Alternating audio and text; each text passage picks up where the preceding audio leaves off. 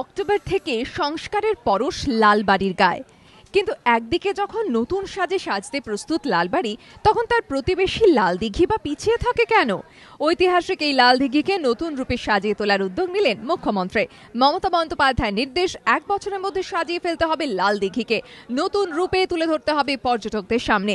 বিদেশি আলো থেকে নৌকা বিহার কি নেই সেই তালিকায়? পরিকল্পনা অনুযায়ী 46,000 দেশি বিদেশি গাছ বসানো হবে লালদিঘির পাড়ে।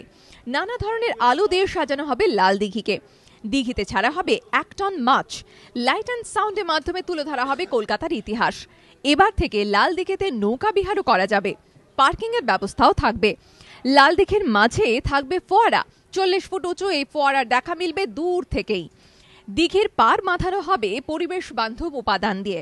পাশাপাশি লালদিঘির পাড়ে বসার জন্য রাখা হবে সুদৃশ্য বেঞ্চ। সংস্কারের জন্য ব্যয় হবে প্রায় 3 কোটি টাকা। কলকাতা পুরসভাকে লালদিঘি সংস্কারের দায়িত্ব দেওয়া হয়েছে রাজ্য সরকারের তরফে। সুমন ঘরায় রিপোর্ট, এবিপি আনন্দ, কলকাতা।